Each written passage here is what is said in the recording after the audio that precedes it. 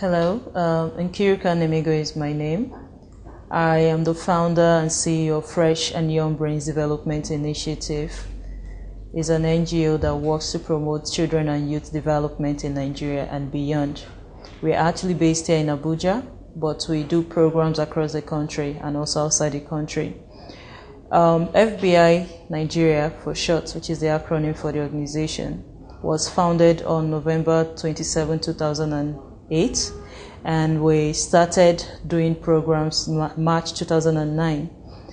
Since inception, FBI has partnered with both government and private individuals and, of course, civil society organizations and donor agencies to implement programs around health, reproductive health and rights of young people, leadership, entrepreneurship, and most passionately for the organization, we're very passionate about volunteerism and mentoring, which is the core of the organization.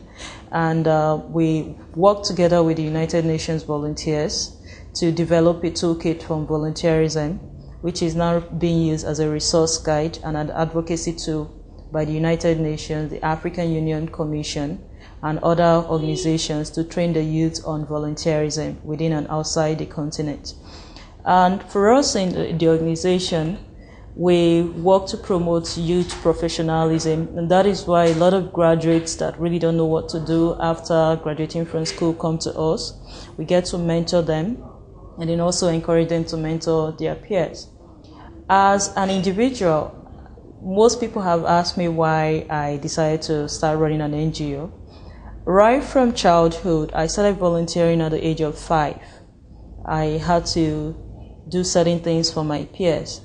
And along the line, I knew that either way, I was going to end up in the development sector. I have a Catholic background, and interestingly, I wanted to be a nun growing up.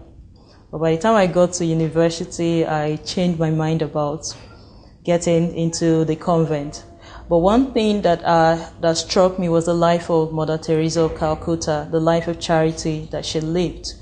And I felt since I can be a Reverend Sister again, it would be good to still do something, because I was taught that the best way to show appreciation is to emulate the person. And so I decided to start the NGO. But I knew that back in the days in the school, there was no way I could start an NGO being a student and all that. So I needed to get some pupillage. And I got involved with so many organizations in my primary school. And then in secondary school, when the issue of HIV and AIDS was still very new, I was among the 10 students that were trained in my school as peer health educator by the Society for Women and Women Against HIV and AIDS in Africa, then in Enugu State. And from then, I got exposed to so many programs of the development partners, and I knew that I had a calling to really talk to my peers, sharing my experience with them. And then that continued until university days, when Leap Africa, an organization based in Lagos, trained on leadership and integrity. I was among their pioneer students. And at the end of the day, I discovered that there are a whole lot of things that I didn't know prior to joining the organizations I volunteered with, which I know that some of my peers also don't know, and that there's need. I identified that as a gap that I felt that somehow I need to find a way to bridge the gap. And as a law student in school, I was really interested in reproductive health issues, the issue of rape. And interestingly, I had a lecturer in school, Dr. Joy Ngozi Ezilo, who happened not only to be my lecturer, but also my mentor. She runs an NGO, and at the moment, she's the UN Special Rapporteur on Trafficking in Persons. I spoke to her about joining her organization, and she kind of said, okay, no problem. But that she was a bit skeptical about, because prior to my joining the organization, she had a lot of volunteers that came, and after a few weeks, they stopped attending, so she felt I was going to toe that line. But I knew why I wanted to join. I needed her to mentor me more. I needed to also learn more skills in how to run an NGO, and I joined the organization, and God being on my side, and then with her mentorship, I was able to learn a lot. That during my service here, I served with the government of the Federation, but I was also exposed to NGO activities. And a lot of friends kept on insisting that I should start running my NGO. But who am I, a young person, fresh from school, no money to run an organization, which a lot of people know that it takes funds to run. But I kept on pushing aside that passion. But one day, I got talking to a couple of my colleagues, and they said, okay, why don't you just start this as an initiative? And so that's how I started. While I was still doing my master's degree in school, I felt doing master's degree in social work that it'd also be good for me to start up something. And I did my thesis on volunteerism, the effect it has on young people. And funny enough, that kick-started the whole process for me. And so from being an initiative, it now moved to becoming a full-blown organization. I ran the NGO for 4 years alone. It was later part of last year that I got in some volunteers to come. And I had a lot of challenges starting the NGO. The first is being fresh from university, a lawyer. A lot of people wanted me to go and practice law. I remember vividly the day my in-law took me to meet one of the society ladies we have in the country. And because he felt that the woman was going to be very resourceful to my organization. I went to her, and the woman looked at me and she said, I'm very disappointed in you, that you mean all the money your parents spent on you from childhood till now, all you could think of is to be the Gandhi of this country. But I'm disappointed that if I want her to give me a job, she was ready to give me a job, but that the line I was towing wasn't a nice one, that I saw I should have a rethink and that she would give me a job. And that was a big challenge coming from someone that has that kind of position in life. But I sat down and I thought to myself, what do I really want? Do I want to have a good foundation, or do I want to make money now, and at the end of the day, I'm not satisfied in what I'm doing? And so eventually I decided to run the NGO, and we've been doing that. Again, when we started, I wrote to a lot of organizations, to the government, asking for their support. I didn't ask for financial support because I've understudied a lot of organizations to really understand what really works and what doesn't work. And one thing I know is that dependence on donor funds is really a big issue.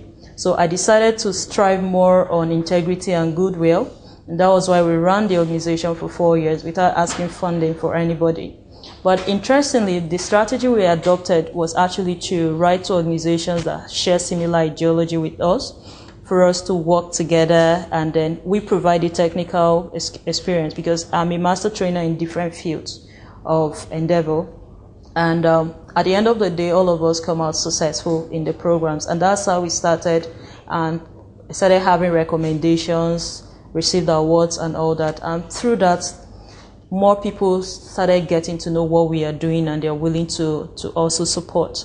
Now for the organization, well, I said it earlier, we work on so many issues around youth and children.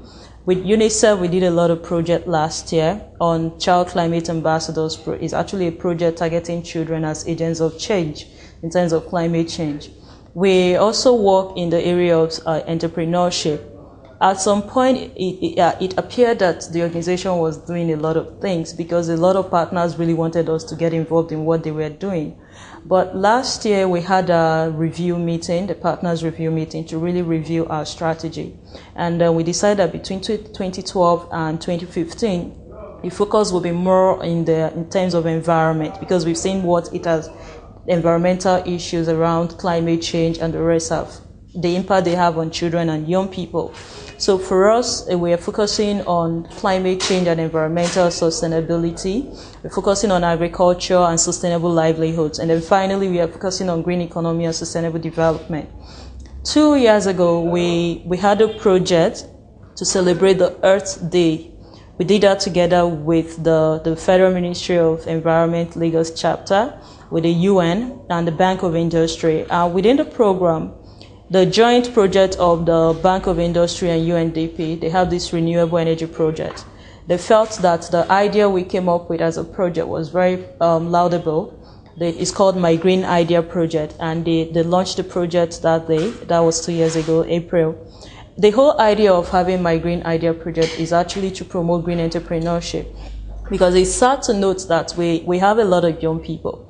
Recently, British Council did a survey and they discovered that we have more than 60% of the population being young people.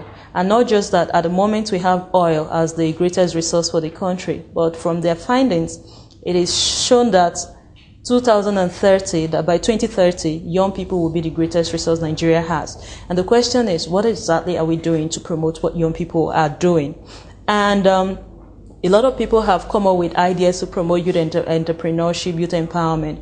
But sadly, it seems we are focusing on few sectors of the youth economy. We are really not going around to ensure that we make sure that every youth sector is part of what the government and all their partners are doing. I give you an example. In the country at the moment, it seems we are celebrating more of young people in sports, more of young people in ICT and entertainment. What happens to youth in agriculture? What happens to youth with disability? What happens to youth in the informal sector, the young artisans? So we felt that there is really need for us to begin to promote what these young people are doing at their various levels, because everybody is important to national development and community development as well. So that is why my Green Idea and I project focuses on green entrepreneurship around young people. And for us in agriculture, we also discovered that we have a lot of young people that don't see agriculture as an occupation. They don't see it as a career. It's not something they really want to do. But the truth is that if I don't feed, I won't be able to do anything to contribute to nation building. So what that means is that food is a basic priority for us, is a basic need for us in this country, both as individuals, as a country. Now, what can we do to make agriculture interesting for young people to be part of it? That brings us to the issue of agribusiness.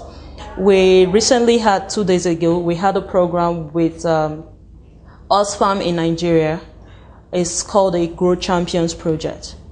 The Grow project is actually about talking about issues around equality, about justice, about gender.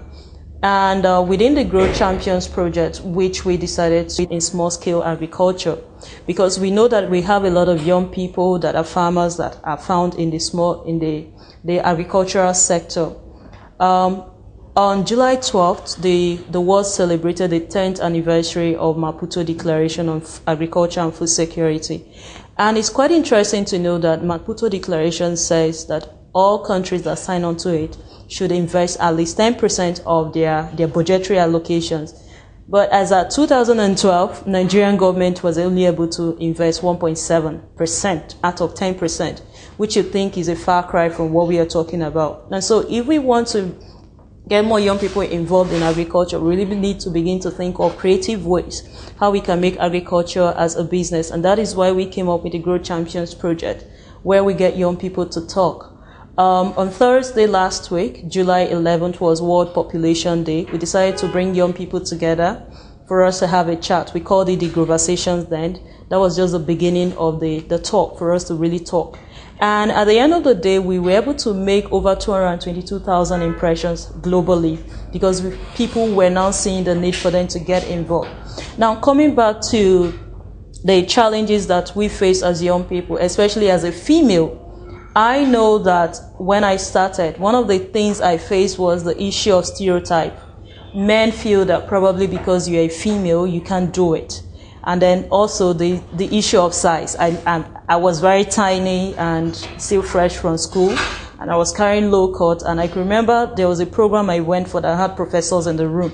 And when it was time to have working group sessions, automatically everybody pushed the rapporteur work to me that I was the youngest and the female. And I was like, I didn't understand. But I took it in good faith, because that was also a way of building my skills. But that could be a challenge that may discourage an average young person in Nigeria. The issue of being a female, you get sexually harassed. You see a lot of people not believing in what you do. And even especially for us as young people, we know that society, especially the adults, have this fear. They don't really believe, especially when they see young people working together. They feel that there's more to it than what they already know.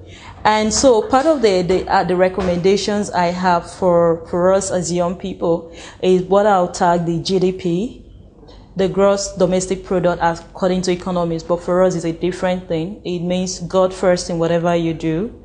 determination to make a change, a positive change in life, and then passion to succeed.